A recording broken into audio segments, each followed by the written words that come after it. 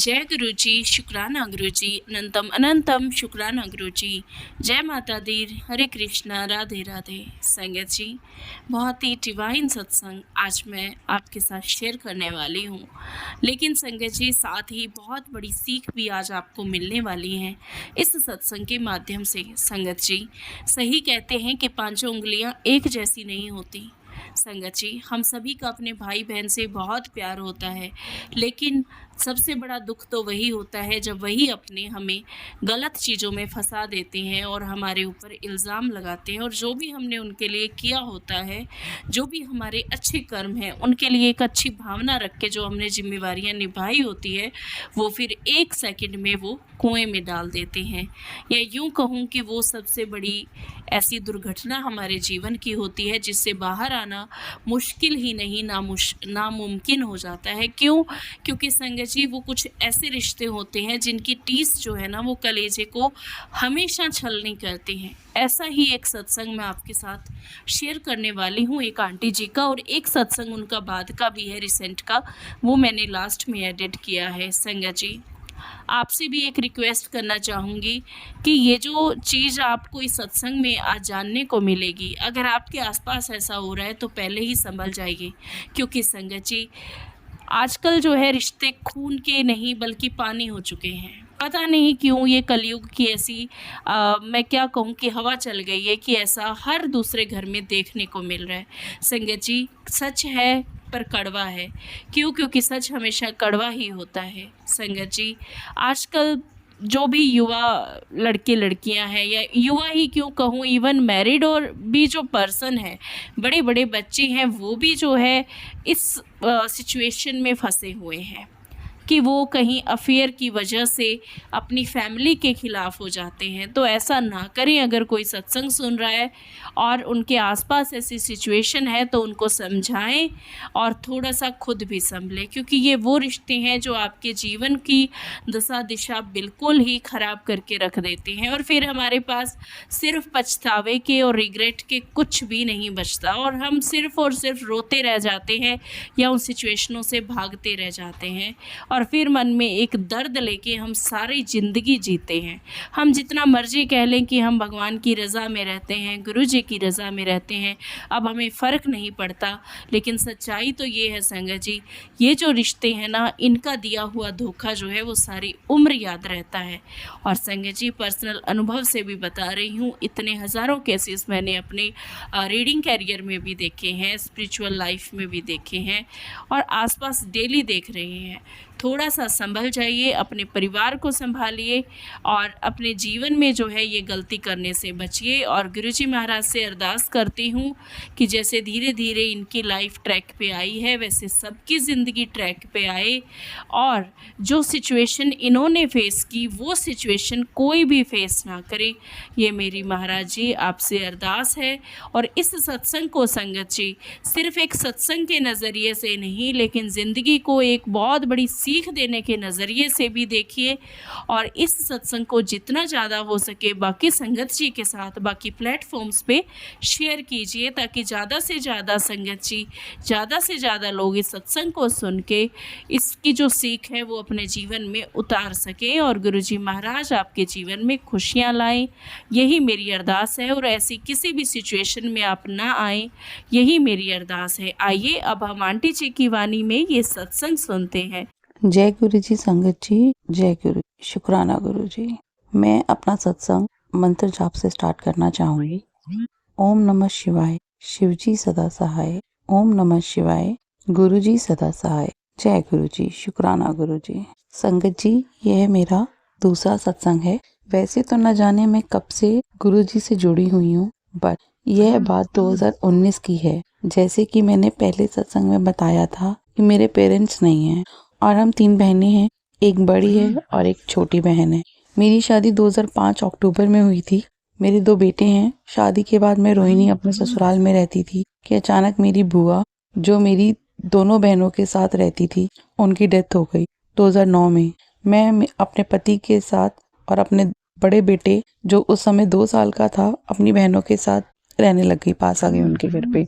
परिवार के कहने पर तीनों बहनें अकेली थी। कुछ समय बहुत अच्छा बीता। मेरी बड़ी बहन को पापा की सरकारी नौकरी मिल गई थी, मेरी छोटी बहन को पापा की पेंशन मिलती रही और मैं और मेरे अंकल मेहनत करके अपनी गृहस्थी चलाते रहे। 2010 में मुझे एक बेटा और ब्लेस्ड हुआ गुरुजी की कृपा से।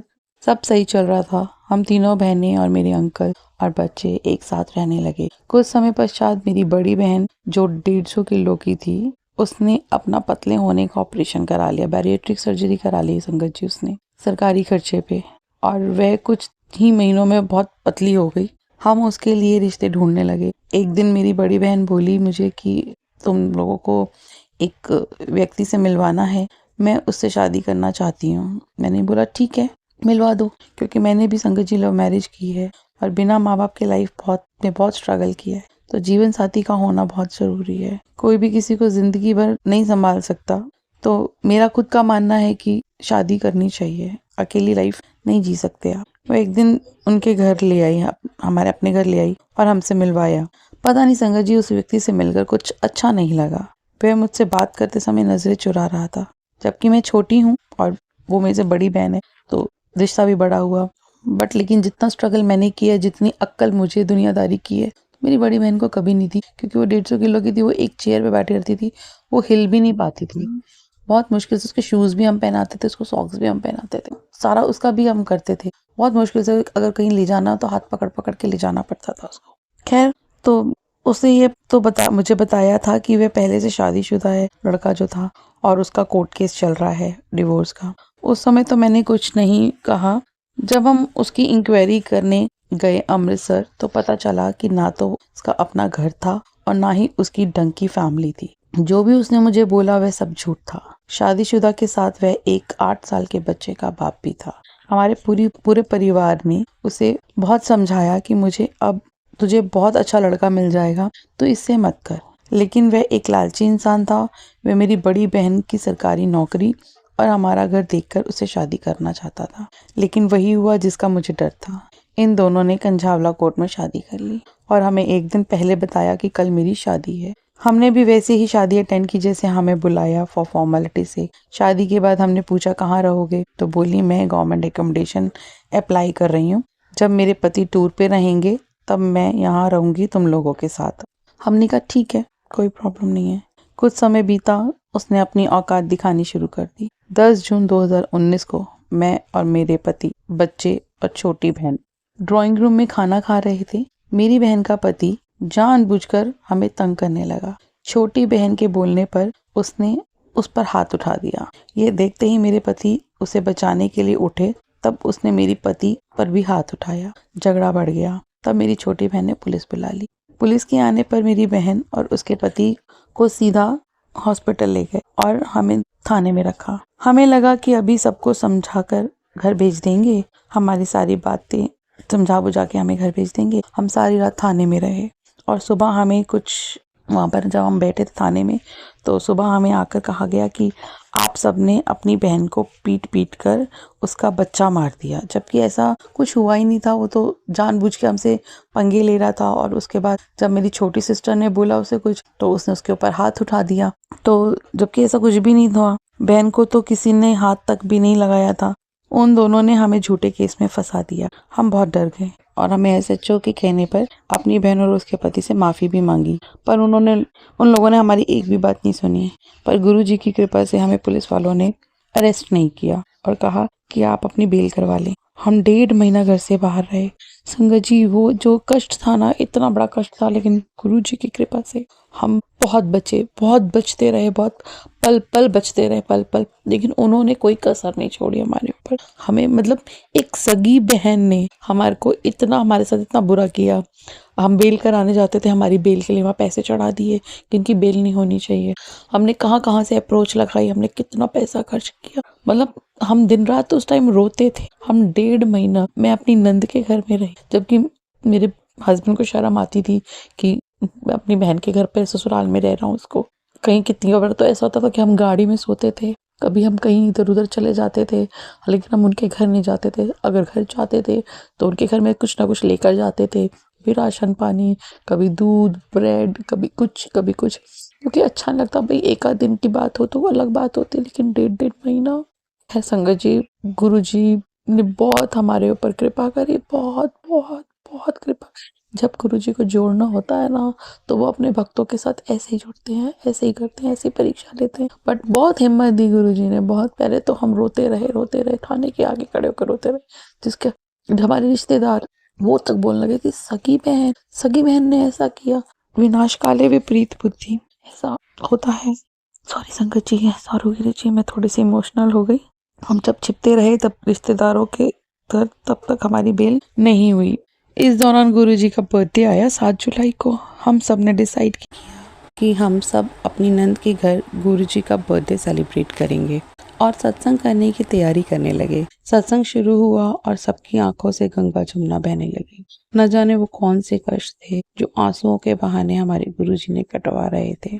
उस दिन गुरुजी ने हमें अपनी गद्दी पर और अपनी खुशबू के रूप में दर्शन दिए। सॉरी संगत जी, मेरा सत्संग बहुत बड़ा हो गया है, पर यह सत्संग, ये जर्नी आप सभी संगत से शेयर करने का आदेश गुरुजी का है। गुरुजी ने हम सबकी बेल एक एक करके करवा दी। कुछ दिनों बाद मेरी बहन और उसके पति ने हम पर मकान का भी केस डाल दिया और कहा कि तुम दोनों इस घर से निकलो, यह घर मेरा है। हमने अपने बुआ के बेटे और कुछ रिश्तेदारों को बुलाया, कॉम्प्रोमाइज करवाया कि इस मकान को बेचकर हम तीनों बहनें अपना शेयर ले लें। हमने घर खाली कर दिया और रेंट पर चले गए। उसके बाद लॉकडाउन लग गया। कोर्ट केस पर कुछ नहीं हुआ क्योंकि लॉकडाउन में कोई कोर्ट लग ही नहीं रही थी, तो कुछ वहां पर कुछ नहीं हुआ और हम किराया भरते रहे, वहीं रहते रहे। संगत जी, बहुत दुख देखे। गुरुजी ने हमें सबके चेहरे दिखाए, कौन हमारा अपना है, कौन हमारा दुश्मन है। दुश्मन तो खैर हमारे अपने घर का ही था, तो हम किसी से और क्या उम्मीद करें। पर लेकिन जो होता है बहुत अच्छे के लिए होता है, और गुरुजी ने जो ये करवाया, ये बहुत अच्छे के लिए करवाया। हो सकता है हमारा कुछ अच्छा छुपा हो और अच्छा ही हुआ है, वो मैं आपको आगे के किसी सत्संग के अंदर शेयर करूंगी। आज भी मेरी बहन और उसका पति हमें परेशान करने की कोई कमी नहीं छोड़ते, पर गुरुजी हमें बहुत हिम्मत देते हैं, हर पल हमारा पर साथ देते हैं, हर पल हमें मैसेजेस के थ्रू हर तरीके से हमें बताते हैं, हमें अलर्ट करते हैं, कौन सही है, कौन गलत है, किस पे विश्वास करना है, किस पे नहीं करना। गुरुजी हमें सब बताते हैं। जय गुरुजी, शुक्राना गुरुजी। संगत जी, मेरा नाम दिव्या है और मैं दिल्ली से हूँ।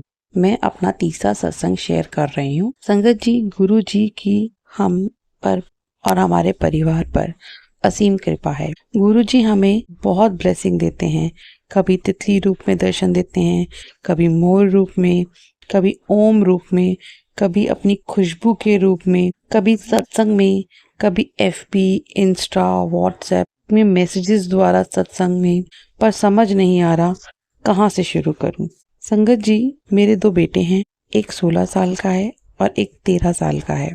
दोनों ही फुटबॉल प्लेयर हैं, दिल्ली फुटबॉल टीम को रिप्रेजेंट करते हैं। छोटे होते से ही दोनों को बच्चों को फुटबॉल और क्रिकेट में बहुत इंटरेस्ट था। एक दिन हम अपनी छोटी बहन के यहाँ पहला करवा चौथ का त्योहार देने गए थे। बच्चों ने कहा हमारा मैच है, हम नहीं जाएंगे। हमने उनको छोड़कर अपनी बहन के यहाँ फरीदाबाद चले गए। शाम को वहां से निकलने पर हमने बच्चों को कॉल किया तो बोले एक मैच हम जीत गए हैं, दूसरा मैच अभी थोड़ी देर में होगा। हम वहां से त्योहार देकर निकल गए। मेरे अंकल जी बोलने लगे आधे रास्ते के बाद कि अब कॉल कर लो बच्चों को। मैंने कॉल किया तो बच्चों ने फोन नहीं उठाया। हम घर भी पहुंच गए थोड़ी देर बाद, तब भी नहीं उठाया। चिंता होने लगी कि अब बच्चे आखिर कॉल उठा क्यों नहीं रहे। घर आकर मैंने जोत जगाई, गुरुजी से प्रार्थना की कि सब ठीक हो। जैसे ही मैं तुलसा जी पे जोत जगाने गई तो तुलसा जी पर एक छोटी सी ब्लैक ऑरेंज कलर की बटरफ्लाई बैठी थी। मैंने अपने अंकल जी, अपनी सासू माँ, अपनी नंद सबको दिखाई और जय गुरु जी किया, शुक्राना किया। जब इतनी देर से जो चिंता हो रही थी, तितली रूप के दर्शन में गुरु जी को देखकर सब हट गई। मैंने दोबारा फोन किया बच्चों को तो दोनों बच्चे गेट पर ही थे। और संगत जी, आप बिलीव नहीं करेंगे, दोनों बच्चों के हाथ में इतनी बड़ी ट्रॉफी और गलों में मेडल थे।